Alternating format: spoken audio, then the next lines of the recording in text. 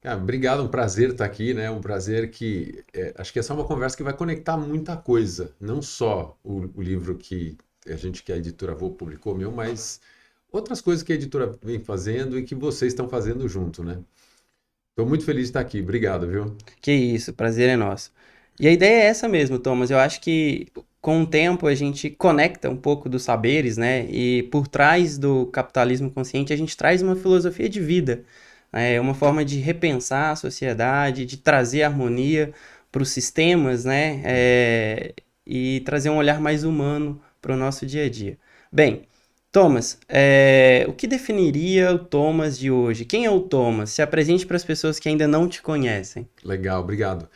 Eu gosto de me apresentar com o que é de hoje para frente. Então, o que que é a minha vida aqui para frente é, eu sou o pai da Gabriela, marido da Ana Maria e um entusiasta do capitalismo consciente.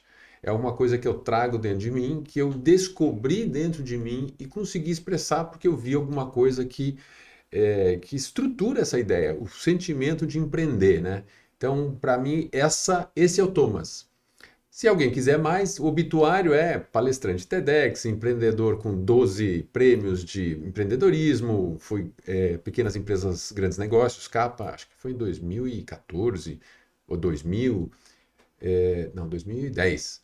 E, sim, 4 patentes depositadas, 22 livros publicados, tem bastante coisa aí no passado. Trabalhei nos Estados Unidos, trabalhei em 20 países diferentes. Que legal. TEDx tem 400 mil visualizações, então, TEDx de capitalismo consciente, falando de capitalismo consciente, tem muita coisa para trás. Mas quando a gente olha isso para trás, fala, como é que que mais que a gente usa para avançar, né? Avançar aquilo que está dentro do coração da gente, aquilo que a gente acredita como modelo para um mundo melhor, um mundo que gere mais bem-estar, tá certo? Muito bom, Thomas, muito bom.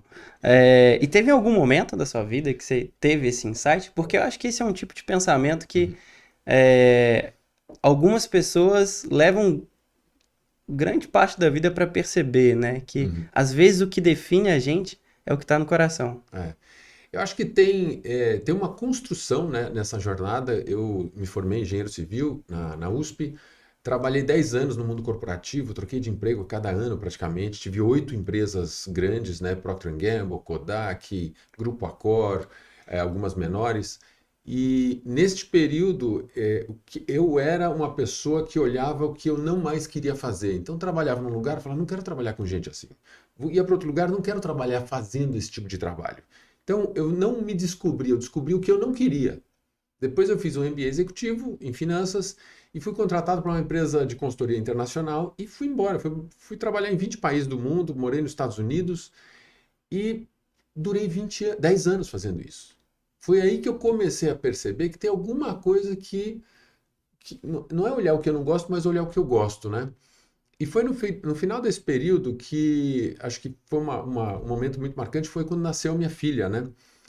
E eu, e eu me peguei, né? Eu me percebi como indivíduo, como parte de uma coisa muito maior. Eu saí do hospital, minha filha ficou um pouco de icterícia, né? Ela teve que ficar na luz na maternidade. Eu saí do hospital, peguei o carro, saí correndo.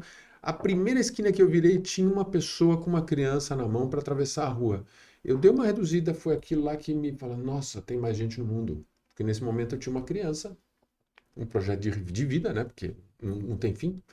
E eu vi alguém atravessando. Eu falei, eu mudei completamente. Foi um momento de um clique de perceber que o mundo vai além de mim, né? E a partir desse momento a gente ficou mais um tempo nos Estados Unidos, aí a gente voltou para o Brasil. Foi quando eu comecei a empreender. Falei, já trabalhei no mundo corporativo, não queria voltar para esse mundo. Consultoria, eu já estava cansado de viagem, a hora tinha filha. E aí eu decidi falar, bom, o que eu faço? Vou empreender. E eu comecei a empreender com as pessoas que eu mentorava desde os Estados Unidos aqui no Brasil, que estavam fazendo projeto, consultoria. Foi aí que eu entrei nesse mundo novo de empreendedorismo e que eu inconscientemente comecei a perceber o capitalismo consciente na minha atividade, né, de empreendedorismo. Que legal, Thomas. E é muito isso porque a gente pensa assim, né? Ao menos grande parte das pessoas com quem eu converso, eu sou psicólogo de formação, é, e o que fazer da vida, né? Aquilo que te dá prazer, muitas vezes é algo que vem à tona. Uhum. E muitas vezes é uma pergunta que gera angústia, porque você olha só por um lado, né? O que eu gosto. E eu acho que parte da resposta vem da sabedoria de entender aquilo que não te faz feliz. É. Porque é parte do caminho, né? Aquilo que constrói a sua jornada. Isso. Entender aquilo que não te dá prazer, aquilo que não faz sentido para sua vida, talvez seja um dos primeiros passos para entender aquilo que te dá prazer na vida, né? Aquilo que você constrói e é dinâmico, muda com o tempo, né? Poxa, você tem uma baita jornada, espero um dia percorrer parte do caminho que você percorreu. Eu comecei a empreender na faculdade também, e fui sentindo, né? Aquilo que realmente fazia sentido e aquilo que não fazia sentido. Bom, e teve algum episódio, além desse, Thomas, que te fez um clique assim, poxa, o que que tem de errado que cabe ali um espaço para mudança? Uhum. É engraçado que quando a gente trabalha nesse processo numa máquina ou em piloto automático ou até em modo zumbi, que é um passo atrás, menos consciente ainda, quando eu comecei a empreender, eu tinha alguns atritos com os meus sócios e eu não entendia muito bem o porquê do atrito. Porque eu tinha um olhar e os meus sócios tinham um olhar extremamente financeiro.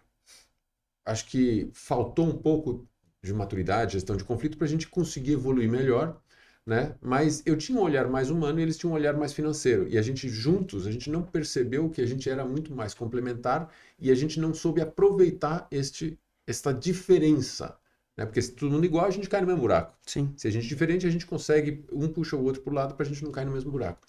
E foi nesta época, acho que foi o segundo clique, eu, com a intenção de vender o nosso serviço para alguém fora do Brasil, eu falei, bom, vou procurar um Whole Foods. Morei nos Estados Unidos, eu reconhecia que essa rede de varejo tinha uma filosofia que pudesse entender o que a gente estava propondo, né? De rastreamento de alimentos, desenvolver essa metodologia de integrar a cadeia produtiva. Descobri quem era o fundador do Whole Foods, lá, John McKay, e falei, bom, vou procurar esse cara. E eu descobri que ele estava dando uma palestra no evento. Falei, opa, vou lá ligar para os organizadores do evento, quero dar uma palestra lá também, quero sentar no palco com ele, né? E algum momento, porque você cria uma intimidade maior, né? Quando você está na mesma posição, não assistindo o palestrante. Claro, riram de mim, acharam engraçado. Falaram, olha, porque o mais interessante, quando eu vi o cara, a primeira coisa que saiu no Google foi um artigo dele falando de capitalismo consciente. Falei, quero conhecer o cara, vou ler esse negócio. Eu comecei a ler o capitalismo, o artigo que o John Mack escreveu, e cada vez que eu andava naquele artigo, eu falei, cara, eu sou um capitalista consciente inconsciente. Eu não sabia que isso tinha uma metodologia, um modelo operacional, Estruturado, né, né? estruturado. Em inglês fala framework, né? Sim. E aí o que aconteceu? Eu comecei a olhar aquilo e falei, cara, a gente não tem propósito, a gente tem uma crença. Mas é muito parecido, a intenção é uma causa, né, por trás disso daí. A gente não reconhece interdependência ou olha para stakeholder. A gente conecta todo mundo, é o sistema de rastreamento, é o produtor, o packing house, o distribuidor, o varejo e o consumidor. A gente nunca falou de cultura, mas a gente está mudando a forma desta cadeia produtiva de operar. E liderança, falou, cara, não sei liderança. Liderança é um pouco arrogância achar que a gente está liderando alguma mudança no mercado, mas sei lá, de repente a gente precisa aprender disso. E foi aí que eu descobri que eu era um capitalista consciente e inconsciente. E cada vez mais que eu volto e penso e falo disso, eu faço muita palestra para universitários, eu percebo, as perguntas me alimentam a rever algumas situações do passado e eu falo, cara, é por isso que acontecia isso. Por isso e eu reconheço muito daquele dilema, daquele conflito que a gente gerava. Por quê? A gente não entendia. Então foi esse, acho que para mim foi esse grande clique. E quando eu conheci o grupo nos Estados Unidos, eu fui o primeiro brasileiro, o primeiro estrangeiro a participar desse grupo nos Estados Unidos, foi uma coisa muito interessante, interessante e desafiadora, porque eu voltei para o Brasil falando outro idioma. Ninguém me entendia. Meu, o que você está falando? Ninguém entendia o que eu estava falando, né? Aí, no segundo ano que eu fui, 2011, tinha mais um brasileiro, e aí a gente começou a ter uma conversa e criar um movimento aqui no Brasil, né? Mas foi esse, para mim, um clique muito importante. Um clique pessoal, Claro. né? quando minha filha nasceu. E o segundo clique foi o clique de falar, entender o que você é parte de uma coisa maior. E depois o segundo é entender que o seu negócio pode ser parte de uma coisa muito maior, tá certo? Mas parte de algo, não é independente, né? Sim, Então foi para mim reconhecer que o meu negócio era alguma coisa que podia trazer uma grande transformação, estava trazendo, e tem um modelo mental para a gente trabalhar a uma forma muito específica de um capitalismo mais consciente, para mim foi extraordinário. Foi assim, a grande virada da vida do que eu faço hoje, de entender por que eu estou fazendo, para onde que eu vou, né?